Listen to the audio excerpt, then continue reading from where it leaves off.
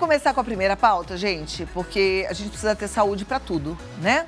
Então vamos pensar aí nessas estações mais frias e de que forma a nossa alimentação pode nos ajudar. Eu hoje recebo um médico nutrólogo que entende desse assunto, o Dr. Marcelo Lima, e ele vai nos ajudar. Seja bem-vindo, Dr. Marcelo, obrigada por estar aqui. Obrigado você pelo convite. Vamos sentar para a gente bater esse papo. Vamos lá. Alimentação.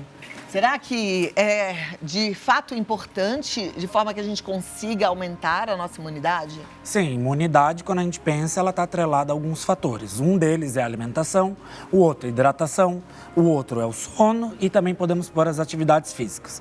O que acontece nessa época do ano aqui que a gente está passando, a gente tem que, outono, inverno, a gente tem que dar uma reforçada na imunidade. Justamente pelo que a gente vai comentar pelas doenças sazonais da época. O que elas fazem com o corpo para que a gente tenha que prevenir ou pelo menos tentar evitar ao máximo o contato com elas.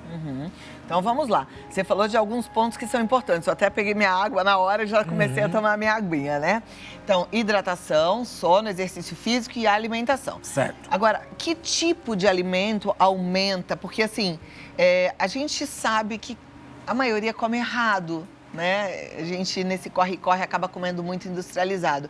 Que tipo de alimento derruba a nossa imunidade? Vamos falar primeiro daquilo que a gente precisa evitar. O que a gente tem que evitar, assim, que vai prejudicar, que não são, por exemplo, calorias vazias, são os açúcares, as farinhas refinadas, as gorduras saturadas, os produtos industrializados cheios de condimento, cheios de saborizantes, espessantes. Esses alimentos, eles são zero nutrientes. E a gente tem que tomar cuidado também, porque quando a gente ingere mais esses alimentos, a gente deixa de ingerir os que são potentes em nutrientes, vitaminas, minerais. Então, esses daí seriam os que eu considero os que a gente tem que evitar. Esses alimentos, eles oxidam o nosso corpo? Porque a gente fala muito de inflamação, de intestino como segundo cérebro. Esses alimentos que você falou, os industrializados, os carregados de agrotóxicos, de açúcar, etc., eles fazem mal a ponto de inflamar o nosso organismo? Sim, todos esses alimentos que causam dano ao corpo, eles vão fazer um estresse oxidativo. Nesse estresse oxidativo é liberado radicais livres. Esses radicais livres podem percorrer o corpo inteiro. E o que eles podem causar? Eles podem começar a machucar as células do corpo e gerar doenças, desde doenças inflamatórias, como doenças como neoplasias também. Caramba, olha que coisa séria, né? E tem gente que come só dessa forma, né? Que tem... Agora tem doenças também que são complicadas de tratar, de ordem mental, né? Tipo aquele paladar infantil, que a pessoa só come essas coisas. Isso, então, é uma pessoa que está muito suscetível a ter essas doenças. Porque a indústria, se a gente for pensar, na maioria das vezes ela coloca saborizantes, coisas para... Que alimento que vai vender mais? O que é gostoso, o que vicia ou aquele que acaba não tendo esses aditivos? O que vicia. Então, desde cedo, é bom estimular a criança a ter contato com os alimentos mais saudáveis. Perfeito. Agora vamos lá. Tem gente que estava bonitinho, fazendo uma reeducação alimentar, estava até conseguindo entrar ali na linha, né? Tanto aqueles que precisam engordar, quanto aqueles que precisam emagrecer, e de repente vem uma gripe, daquelas violentas. E aí é aquele desafio, o que eu como agora nesse momento? Eu mantenho a minha dieta ou não? Primeiro, eu gostaria até de justificar uma coisinha que é bem legal, de entender. Por que a gripe, o resfriado, amidalite, sinusite, são doenças que acontecem mais nessa época do outono e inverno? As pessoas se perguntam muito isso. O que tem o frio relacionado com isso? Primeiramente, as pessoas se aglomeram mais, porque está frio, então elas se fecham mais. Perdem circulação em casa, porque ficam com o vidro fechado ou no trabalho. Isso faz com que o vírus tenha mais facilidade de se proliferar. Segunda coisa, é uma época que o tempo está mais ressecado, a umidade está mais baixa. Com a umidade mais baixa, o nariz, ele é a primeira defesa nossa. Ele começa a produzir menos muco. E esse muco funciona como uma substância de defesa. Então, por isso que a gente fala hidratar mais para aumentar essa produção. A água é muito importante nesse ponto. Por isso que a gente sempre orienta se hidratar mais nessa época. Garganta, mesma coisa também, fica mais ressecada, fica mais suscetível. E também tem essas mudanças bruscas de temperatura que fazem uma oscilação no nosso metabolismo, que o corpo começa a ter o sistema imunológico mais mais baixo.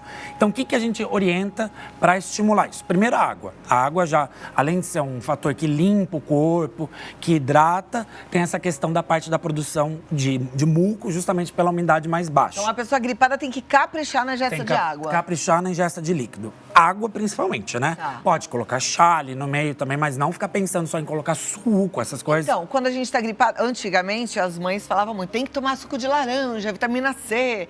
Tem que ter a vitamina C. Ela é um grande antioxidante que melhora o sistema imunológico. Mas em vez de você fazer o suco, que vai, por exemplo, umas 4 laranjas ali, que fica muito calórico, uma laranja descascada já é o suficiente. Ou optar por outras frutas ricas em vitamina C. A gente pode pensar em goiaba, em acerola, em abacaxi. Tem outras variedades. Vitamina C é um ponto muito legal.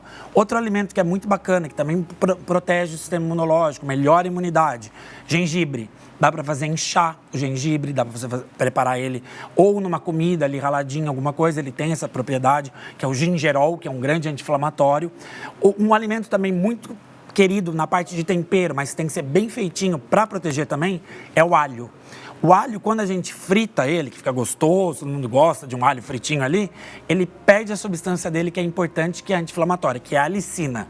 Então, até 60 graus, dá para você fazer alguma mistura ali com um chazinho numa água morna, deixar ele descansar uns 10 minutos, misturar com gengibre, pode pôr um filetinho de mel, que também tem fitoquímicos, que também são protetores, um limão, que entra com a vitamina C, e aquilo já vira um baita super alimento contra vírus, bactérias, fungos. Olha que demais. Ele deu uma receita de chá aqui, você percebeu? Um chá com gengibre, alho, limão e mel. Isso. Importante não colocar o alho na água fervendo. Isso, deixar ele numa temperatura mais baixa. Morninho que a gente coloca raladinho, provavelmente. A melhor forma de obter a alicina é quando você ou tritura ele ou você pica ele. O alho inteiro você acaba não conseguindo. Tá. É legal também saber disso, que às vezes a pessoa se empolga no alho, né? E tem aquele alho assado, esse alho o assado já passou de 60 graus. Tem um pouquinho, preserva um pouco, mas os estudos mostram que 60 graus já é o fator que começa a perder essa substância alicina. Então é melhor evitar, né? Sim. Evitar não, mas não é nada que vá te ajudar nesse momento de gripe, tá certo? E é difícil também que algumas pessoas nessa época não querem tanto pratos frios, não querem salada, preferem os pratos quentes, justamente pelo esse fator de esquentar mais, mas as folhas, principalmente as folhas verdes, são ricas em vitaminas do complexo B, que também fortalecem o sistema imunológico. Então, apostar em uma salada também com folhas verdes, como espinafre, agrião, rúcula, pode ser couve, ajuda também a fortalecer o sistema imunológico, é outra coisa que a gente tem que pensar. E o fator crucial para ser produzido, as células do sistema imunológico são as proteínas. Proteínas é uma coisa que as pessoas têm muita deficiência de consumo. A gente acha que a gente come proteína certo, mas a gente come muito pouco. Então, se você não comer proteína, daí eu posso falar de proteína animal como ovo, frango, peixe, carne, ou posso ser vegetais, que pode vir das castanhas, brócolis, amêndoas. Soja já não recomendo. Soja é uma proteína. Soja, ela tem uma propriedade, uma substância chamada isoflavona, que se compara muito ao hormônio feminino, o estradiol. Então, ela acaba tendo algumas alterações hormonais que não é legal usar a soja. A soja já está passando por um processo de ser transgênica também, não é muito recomendado. É mesmo? Caramba, eu tenho tantos amigos que são vegetarianos, né, que não comem carne e que comem a carne de soja, que comem queijo de soja. Mas tem diversas outras proteínas vegetais então, que a gente pode... evitar a soja. Tem a de ervilha, tem a de arroz, tem a de castanha, tem de amêndoas, tem muitas outras proteínas que a gente pode aproveitar. A soja, eu deixaria ela à parte. Vocês aqui, eu tô com uma turma grande aqui no estúdio hoje, se vocês tiverem alguma pergunta, levanta a mão, as meninas da produção levam o microfone até vocês, tá? Porque é bem bom a gente ter essa participação. Os meus amigos vegetarianos também, fiquem à vontade para perguntar. E você que está em casa também, no Vida Melhor Oficial, você manda a sua pergunta e o Dr. Marcelo Lima responde já já. O Paulinho tem a primeira pergunta, eu vou liberar o microfone para o Paulinho, vamos ver que a gente vai aprendendo com as dúvidas também. Querido, você falou que a soja não é indicada, né? Tem alguma contraindicação? Por que ela não é indicada? De repente, por exemplo, uma pessoa que nem eu, que não tem a tireoide, eu não posso comer soja. É isso ou tem outros princípios? O principal que eu falei foi essa parte da isoflavona, que ela funciona como um hormônio que a gente pode fazer um desequilíbrio hormonal aí. Tem estudos mostrando até que crianças, antes de entrar na puberdade, meninas ou meninos, eles alteram a puberdade deles, ou atrasam, ou adiantam, isso acaba prejudicando. Outra coisa também é que a soja funciona como um antinutriente. O que acontece?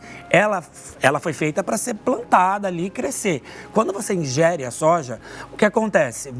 Ela vai entrar no seu intestino e ela vai roubar alguns minerais seus, como magnésio, selênio, zinco. Então, ela acaba sendo um antinutriente. Ela tem as proteínas, isso não é de se negar. Mas se a gente pode explorar outros tipos de proteína vegetal, que tem diversos já no mercado, para que a gente ir nesse daí que acaba sendo um pouco prejudicial? Verdade. Mas é porque por falta de informação. Porque eu, por exemplo, nunca tinha ouvido falar disso. E eu estou muito grata que você trouxe esse assunto para a gente, doutor Marcelo, porque é importante. A gente erra, é o que eu falo, né? Muitas vezes é por falta de conhecimento. Porque a intenção de todos é acertar, né? Até quem fala, eu agora não vou mais comer carne, tá achando que está fazendo um grande bem. Tem pessoas que por uma questão de princípios, né? De valores, mas a maioria é porque acha que vai ser bom para o organismo. Então, e quando é vegetariano, o que acontece? A carne, na parte, o animal, principalmente a carne vermelha, ela é muito distribuída em aminoácidos essenciais, que a gente precisa para o nosso corpo funcionar normalmente, até para a parte do sistema imunológico, como a gente estava falando. Já quando a gente pensa na proteína vegetal, a gente tem que ter um blend, que é uma mistura, porque uma só não consegue suprir tudo desses aminoácidos essenciais. Então, a gente mistura alguns tipos de vegetais que tenham proteínas e daí você consegue ter uma nutrição. Porque muito se falava que o vegetariano não consegue ter todo o aporte de aminoácidos essenciais.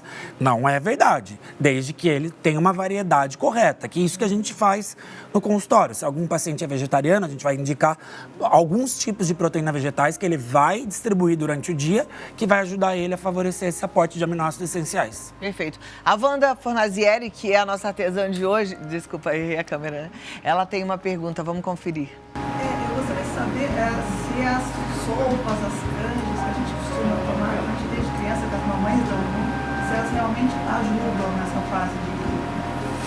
Então, as sopas que a gente faz, canja, é legal porque você consegue pôr bastante variedade de legumes, você consegue colocar proteína, por exemplo, na canja, geralmente vai o frango junto, você consegue colocar temperos nutritivos, você pode colocar aí o alho, às vezes, dependendo da sopa, uma cebola, ervilha, dependendo do que se for colocado. Você coloca temperos que são saudáveis, como cebolinha, salsinha, manjericão, dependendo. A receita pode ser muito ampla. Açafrão é bom? Açafrão é maravilhoso.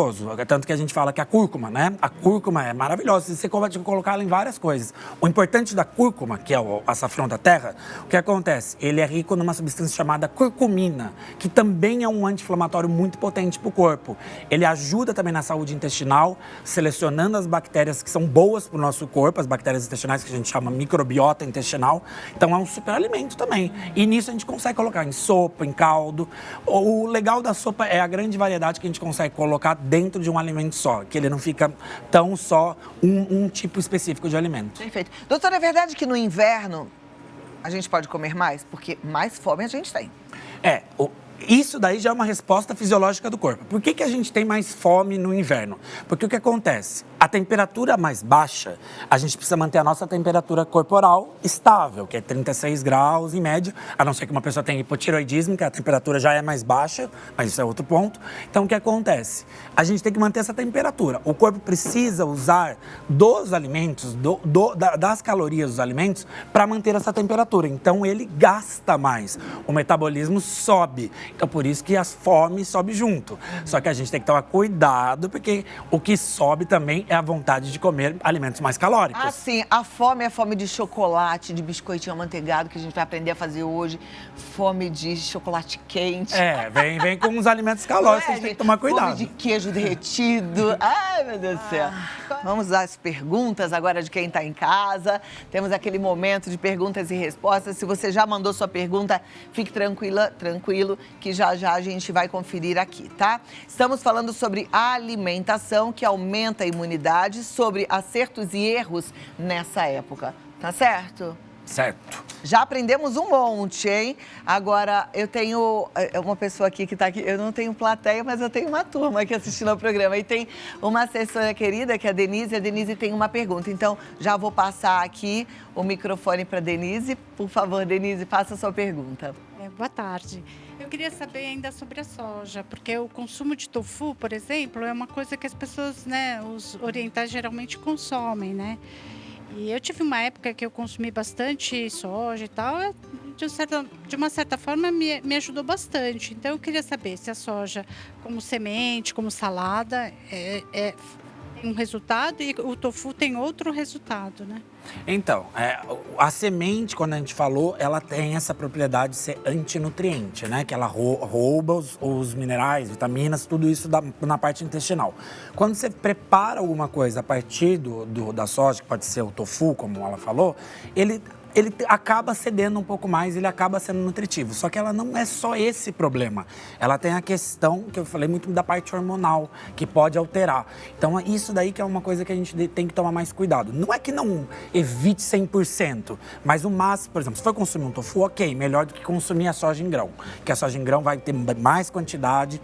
Então, tem essa questão da soja aí, que não é só o antinutriente da semente, é a questão da parte hormonal também. E a soja para as mulheres que estão entrando na menopausa, que estão no climatério, ela pode ser benéfica ou não também? A gente tem outros tratamentos mais modernos que a gente pode utilizar, que são outros nutrientes, outros suplementos que vão ajudar nessa época que tem muito fogacho, que tem alteração do humor, dificuldade de dormir. A medicina já evoluiu muito nessa questão de ter mais tratamentos mais orientados e melhores do que esses tratamentos antigos que eram usados. Doutor, eu quero que você volte para falar desses alimentos que vão ajudar de forma alternativa para quem não pode fazer reposição hormonal para menopausa. Pode ser? Já vou até pedir para a produção fazer isso, porque esse é um assunto que as meninas estão precisando muito. Perfeito. Tá?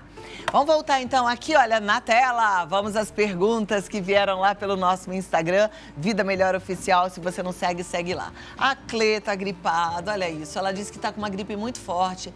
Fazem 12 dias, toma vitamina C, efervescente, nada de melhorar. Como vencer esse vírus? Caramba, 12 dias. 12 dias a gente começa a pensar assim, ela não falou muito o quadro sintomático dela, né? Aham. A gente está numa época de tempo seco. 12 dias de uma gripe, eu já começaria a pensar, claro, pode ser uma gripe, mas a gripe às vezes ela não passa de uma semana, quando tem febre, quando tem mal-estar, quando a pessoa se sente muito derrubada, isso a gente caracteriza vírus. Mas às vezes ela pode ter um quadro alérgico associado. Ela pode ter uma rinite, ela pode ter uma sinusite que está acontecendo. Como é a sinusite? Sinusite, ela sente os seios da face pesado, dor de cabeça, muito semelhante à gripe, que é essa congestão de secreção que não consegue drenar. Então, por isso, tem que lavar bem o nariz, tem aparelhinhos que você... Tem os sprayzinhos, mas tem alguns que você coloca o soro junto com a água ali e aperta, ele lava de um lado e sai do outro. É ótimo para fazer essa drenagem. Você, às vezes, tem que usar algum remédio, como um corticoide nasal para ajudar, para desinflamar um pouco mais. Mas ela tinha que investigar também se tem uma outra questão ali, porque eu tô achando que 12 dias está muito arrastado. É verdade, porque às vezes uma gripe pode evoluir para uma sinusite, para uma laringite, para uma faringite, e aí, de repente, tem que entrar até com antibiótico, né? A sinusite, muitas das vezes, ela começa como uma gripe ou um resfriado. Então, o que acontece? Essa secreção acumulada não faz drenar, os seios da face são onde fica armazenada essas secreções, ela fica muito congesta e não consegue drenar. Então, ela acaba achando que está com gripe, mas já evolui para um quadro de sinusite. E se manter isso, às vezes começa viral. Mas se manter esse meio de cultura, pode virar uma bacteriana. Daí tem que entrar com antibiótico. Bora lá para a próxima pergunta. Melhoras, Clê? Não é fácil, não. Tem muita gente aqui em São Paulo com gripe. Silene Maria, é verdade que quem tem pressão alta não pode consumir gengibre? Nossa, isso é um mito popular que eu já ouvi muita gente falar, que a gente tem que quebrar isso de vez. Gengibre, ele é potente, ele tem vários polifenóis. O que são isso? São substâncias benéficas, são suplementos dentro deles, nutrientes dentro dele, que fazem bem para o corpo. Então, o gengibre usado de maneira correta, com o seu médico orientando onde colocar, com a quantidade de colocar, ele tem um efeito contrário, ele tem um efeito de ajudar a baixar a pressão. Ele diminui, ele aumenta o relaxamento do vaso, ele diminui a formação de placas de ateroma que fazem com que isso possa levar um um infarto, um AVC. Então, o que acontece? Ele tem esse poder anti-inflamatório que vai ajudar na pressão alta. Isso é um mito que tem que se esquecer, que gengibre faz Perfeito. aumento. Eu uso um pedacinho de gengibre assim todo dia no suco. Pra dar aquele Perfeito. gostinho ardidinho que eu amo. Perfeito. Tudo bem? Perfeito. É o jeito certo de fazer. Porque o gengibre muito forte, ele pode causar uma irritação gástrica. O alho também é outra substância que também ajuda a baixar a pressão, que ajuda bastante nesse caso de pressão. Legal. Próxima pergunta. Obrigada, Silene Maria. Nilda Fávero. Qual o alimento que possui mais vitamina B12?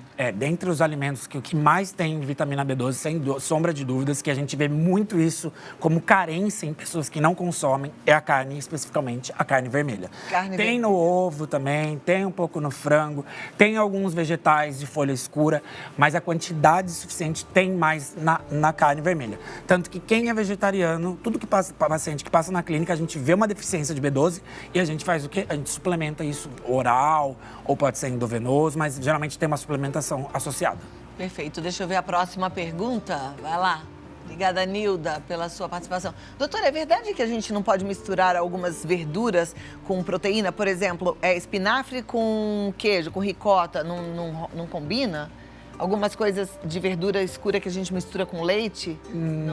Não, o que acontece é que a gente tem que tomar cuidado por exemplo, assim, tem alguns alimentos que não é legal você misturar porque inibe a absorção de nutrientes do corpo. Por exemplo, quando a gente se alimenta bem, com uma alimentação rica em ferro, a gente tá suplementando, tomar café, por exemplo, logo na sequência. O café, ele rouba um pouco desse ferro, não deixa absorver. Entendi. Então, isso daí acaba sendo um alimento que tem um pouco de efeito de roubar os nutrientes. Mas, por exemplo, esse exemplo de queijo com espinafre, não. E o psyllium, nesse suco, eu coloco sempre um psyllium, mas eu tomo meus suplementos também junto. É verdade que corta o efeito de tudo? Não, eu até coloquei no meu Instagram, hoje mesmo, uma receita, que é uma receita super legal de você pôr proteína junto com fibras, junto com vitaminas, e eu uso o psyllium. Ele é ótimo. Não tem problema. Se eu, por exemplo, porque eu faço suco com psyllium, depois eu tomo lá minha cartilagem, meu colágeno. Ótimo. O que é o psyllium, pra gente explicar até pro pessoal de casa? O psyllium é uma fibra solúvel que ela se dilui em água, que ela vai fazer o quê? O bolo fecal na parte intestinal vai aumentar. Então, o que ele traz de benefício? Ele traz melhora do funcionamento intestinal, mas lembrando que a gente tem que tomar água junto, porque não adianta nada a gente dar a fibra sem água. Ele vai ajudar a dar mais saciedade, então você vai recorrer a menos alimentos e ele tem os próprios nutrientes dele, então ele é ótimo para ser adicionado. Marisa quer saber quais são os alimentos considerados inflamatórios em nosso organismo. De sombra de dúvida, a gente vai pensar tudo que é fritura, independente de ser frita até com azeite, atingir uma temperatura, o alimento, o azeite, ele perde a gordura boa, ele começa a ficar gordura saturada. Então, tudo que é fritura, tudo que é embutido, que daí a gente pensa em salame, peito de peru, as pessoas pensam que peito de peru é uma coisa saudável, peito de peru não é uma coisa saudável. Daí a gente também vai pensar em coisas que são cheias de... Coisa que está em saco, está embalada, industrializada, dura muito tempo, já desconfia, porque alguma coisa ali está fazendo aquele alimento durar. Eu até falo que o segredo é descasque mais, desembrulhe menos. Então, a gente usar mais os alimentos de fonte vegetal. Então, a gente pensa nisso também. Então, outros alimentos também que às vezes a gente tem que tomar. Isso eu já até falei, né? Fritura, por exemplo, a batata. A batata é um alimento bom, é um alimento que é ok, mas às vezes as pessoas gostam só de fritar ela. E ela produz substância cancerígena, que chama acrilamida. E isso daí é péssimo, inflamatório para o corpo também. Então, às vezes, um próprio alimento, só de você fritá-lo, ele já vira outra coisa, ele vira até uma coisa inflamatória. Então, a gente tem que evitar sempre isso, conservantes, aditivos químicos, como, por exemplo, aqueles pozinhos que tempera a comida, que dá um sabor gostoso. Aquilo ali é um puro veneno. Ali é sal e veneno. E o tabletinho? E aquele grande tabletinho também que se usa, é melhor fazer isso, é mais complicado, tal, mas é melhor fazer isso naturalmente, um caldo de legumes, um caldo de carne, do que usar esses tabletinhos. Essas facilidades aí são coisas que a gente às vezes usa tão no dia a dia e não presta atenção, que são as coisas que estão inflamando. Descascar mais, desembalar menos e faz economia, né? Porque tem gente que fala assim, comer bem é caro, mas não, é pelo contrário, né? Porque o que acontece? Quando você come alimentos ricos, mais em nutrientes, em fibra, essas coisas, eles podem até ter um valor um pouco, nossa, tá mais caro, ok. Mas você vai precisar menos de alimento. Quando você abre, por exemplo, um pacote de salgadinho, ou você come um macarrão puro, tem uma meia hora, a pessoa tá com fome de novo. Então ela já vai atrás de outro alimento. Então o consumo vai ser desenfreado e pensando em custo, sua saúde vai vir uma hora a conta e vai ficar mais caro tudo isso para você também. Muito bem, doutor Marcelo Lima, bom papo demais, né, gente? Ele tá no drmarcelo.lima, tem bastante informação lá no Instagram dele, entra lá, drmarcelo.lima. E se você quiser mandar uma mensagem de WhatsApp, até marcar mesmo um bate-papo, uma consulta é o 11 4008 0272. 11 4008 0272. Doutor Marcelo, muito obrigada por estar aqui. Cláudia. E até a próxima. Até a próxima. Já tem a pauta Já marcada, temos. que a gente vai Muito falar de obrigado. alimentos para menopausa, para climatério e menopausa. Pode deixar. Esse ataque de nervos que a gente de vez em quando tem, com esse calorão que às vezes persegue, né?